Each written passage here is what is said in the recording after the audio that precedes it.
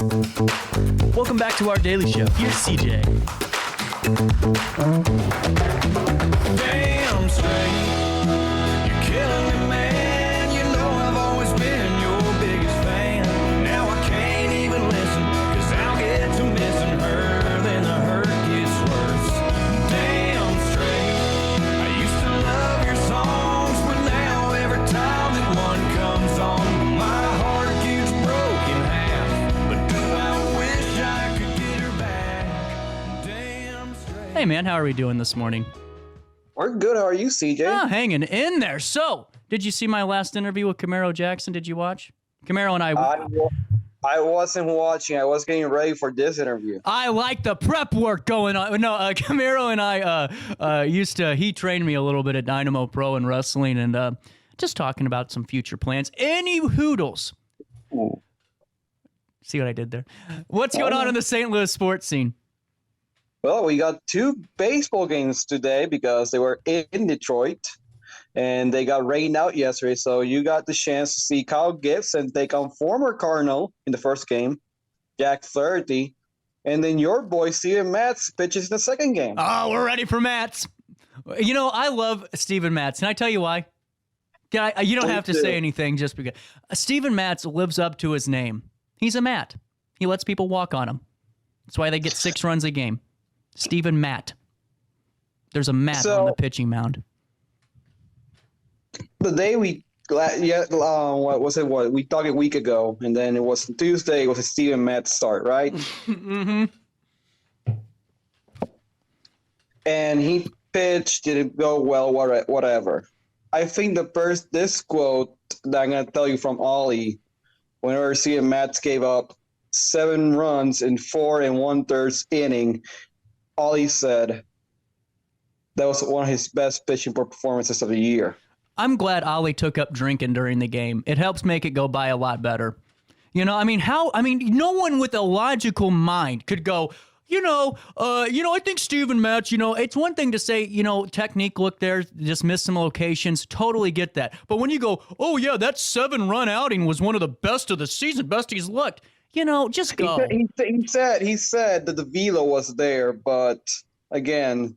No, the velo was in the stands when it landed. That's where the velo was. And I'm just tired of it. It's like, can we drop this charade that, like, life's okay and the house isn't burning down here? So regardless of Matz and Ollie, how is the team doing, man? You get to see them and observe them. What are they looking like for you? So, again, they won the series against the Mets on this past weekend. They tried for a sweep. They lost in the 11th inning on a walk-off home run by the Mets. But, again, they won a series against a formidable opponent. I know the Mets are up and down, up and down, up and down. Again, now they have a good chance because, again, now their schedule is Detroit for 3 games, at Detroit. Then this weekend they host the White Sox that only have won like 6 games or 7 games in the season. Making us feel good. They host again the Mets. So again, there's some chances to climb up here in the standings because tomorrow is May, and May has to be a good month for this team to say we're gonna be playoff bound or postseason bound in September and October. May has to be a good month. This team. That's a really good point. And I wanted to ask you more about that because, the pundits and everybody now are really starting to kind of pile on them. I think, it's starting to get a little chippy. But who's to say they can't turn this around and go on a 12-game winning streak in May? They don't need, again, they just need to win 6 out of 7, 4 out of 5, stuff like that. Just pile up wins. Not obviously an 8-game winning streak always helps. Doesn't matter which team you are. But again, they just have to pile up wins, winning streaks here and there. Again, they got again, and then the formula is there, right? They already got the pitching, they already got the bullpen pitching, they already got the defense, the base running. They need the bats to be alive. If the hitting is like in April, doesn't matter what you do in the other facets of the game. Because just scoring 3 runs a game will not cut it in the major leagues. No, that's a really good point. And I actually want to talk about that more. It seems like, and I'm not saying it's one manager specifically. I'm not even shooting on Ollie right now. It's just a kind of a thought that I had. LaRue, Samathini, and Schilt, it seemed like the way that they observed the season was how you said, those series by series. Let's get 4 out of 5. Let's get 3 out of 4. Let's get 2 out of 3. And it just seems like we aren't really focused on that aspect anymore. And I never really thought about that until you said it, because fans overall are frustrated now. So it's just, let's win every game. We got to do good all the time. But is that kind of the same for how the managers in front, not manager, but how John Mozeliak is viewing this now? Because I don't think it's like you said. And it used to be that 2 out of 3, that 4 out of 3 out of 4, and just win the majority, win the series, and keep moving forward. That's a good point. Yeah, it is. I don't know. I cannot speak for what John Mozeliak thinks about Neither that. Can he. I really don't know. Neither can he. But again, 162. It's a 162 game season. You're gonna lose a lot too. Right. You're gonna win some games. You're gonna lose some games. Again, but if you're in that mentality of just, okay, we're in New York right now facing the Mets. If we can get 2 out of 3, obviously sweep the Mets will be great. Right. But if we can just win the series, we won more than we lost. Well, and that's it's simple math right there. Right. And it's a lot less stressful way to look at things. I mean, it's not because, you're saying, oh, well, we're going in to lose. It's just being realistic and being a real professional, because being a professional, in my opinion, isn't just being the best on the field. It's breaking down and reading the game better than anybody else too, regardless of the sport you're in. You got to be a pro on both sides of the ball there, not just on the game side of it, but also on that aspect of it too. No, agreed. And it can be, and baseball is one of these sports that you can look at it like this, because again, it's a series, not like NHL that you go here, or MLS that's every Saturday and maybe a Wednesday game, right? Mm-hmm. And so you can go in Major League Baseball is very different, because just the way teams play games, right? Right. So it's a very simple way to do it, but also a very smart way. And I think even Ollie, whenever again he relishes that, he says to us too, it's like, I know we're gonna lose some days, because not because we're gonna lose because we're gonna get beat, because just the nature of the game, right? Right. It's 162 games, and then and he always says about whenever they tie up a series, like, hey, and then tomorrow we got a chance to win a series. So Ollie thinks in that way too. That's interesting. Well, hey, let me ask you a question. Why does Miles Michaelis have a 6 ERA almost? Because people hit him well. Man, he must be teaching Mats everything he knows.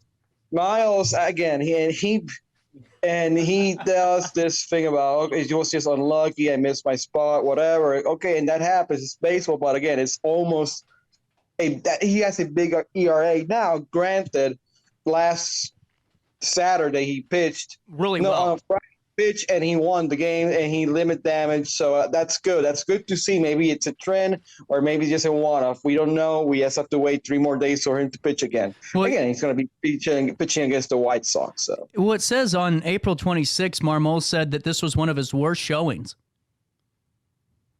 Yeah. Because he only gave up 2 instead of 7. Luis, let's talk St. Louis City. How is the soccer team looking? Well, they had a bye week on last week, so they had a good week to rest up, get healthy, and all that good things.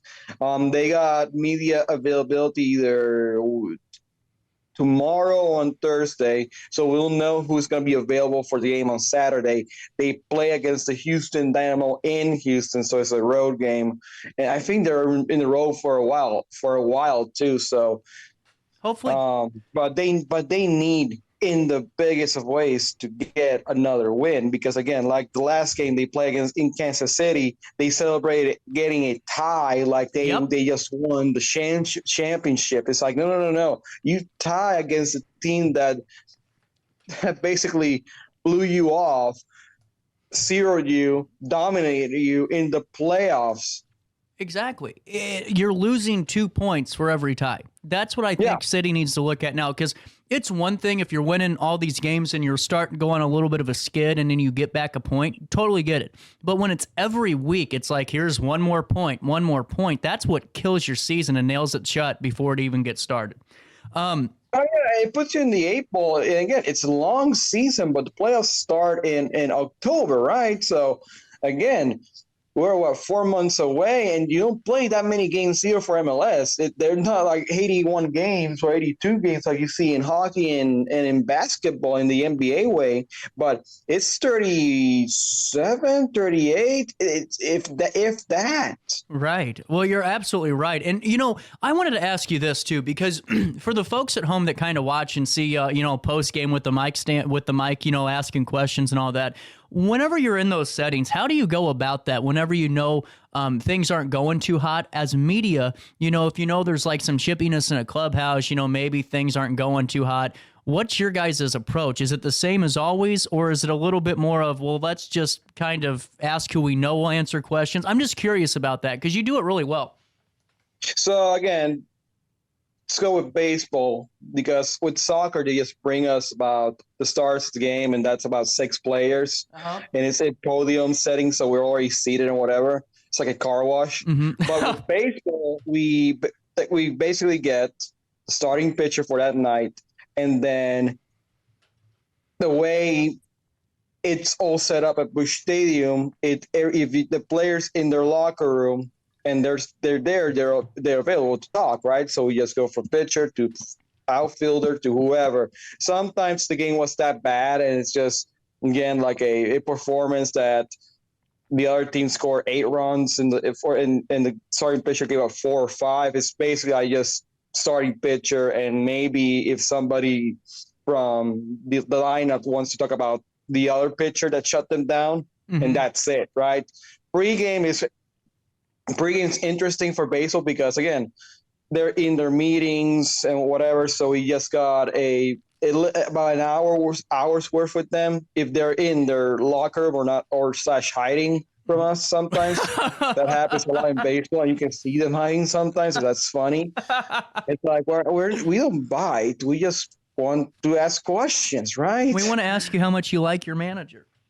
No, well, again, the Matheny era. That again, here's a good story that like I can't be told now, right? So it's the day after they fired Matheny, and Dexter Fowler, God love him, he never wanted to be in interview pregame because it messed with his routine and he didn't want to talk and blah blah blah blah blah. That Sunday, he got to Busch Stadium early and waited us in his clubhouse. Hey, want to talk? Sure, because it was noticeable. And again, talking about covering a divided team, those teams were divided. At the Matheny era, those teams were divided. Really? You saw the players who like this guy, you just saw the players who like that guy. That's why they didn't go anywhere. Again, they didn't have that team. Like you can sense when the chemistry is good, you can sense when the chemistry is bad, and you can sense when the chemistry is excellent. Right. Well, that's it. That's funny. And sometimes, again, it can be reported on, or it's like, I know this team is dead because this team just gave up. Like there was a day after, about 2 days after the July games they played last year in London, and it felt like, okay, this team just said, you know what, that was good. We survived the London series. Now we can. And that was in July. Right. And so do you think they're going to make any moves this season? I just don't see it happening. Well, again, I think, with the trade deadlines in late July, early August, so again, there's still time to just play out the season, right? So, again, May and June will dictate if they're going to buy, sell, or just make little small moves. Again, I don't see them buying the way you want them to buy, right? There's a way the Cardinals do. Again, it's like when they got Lester for those 2 months in 2022, right? Right. And it's like, and it was a good deal. Lester actually showed things. Again, the Cardinals rarely do the splashy move in the trade deadline because that's the way they don't operate like that. Obviously, yeah, they have gotten people on the trade deadline, and then they resigned them or extended them, and they stayed. But when was the last guy that happened? It's probably Matt Holliday. Yeah, I mean, you're right, though. And that's what I was kind of curious about, because one thing I got really annoyed with is when John Mozeliak said that this year was such a great offseason for him. I think it was average. I mean, to sit there and say, we were very active. No, you weren't. You were moderately active, and you made deals that we all knew were coming. I don't think that's aggressive. No. Again, they were active early. Again, they did all their deals before Christmas, right? Right. So again, they were active early. They got but the one person they hit on that's been a superstar, and he's a superstar too, in the way he just goes about his business, is Sonny Gray. Oh yeah, and they got him because he really wanted to be a Cardinal. He really wanted to be a Cardinal. And again, Kyle Gibson, okay, Lance Lynn, okay,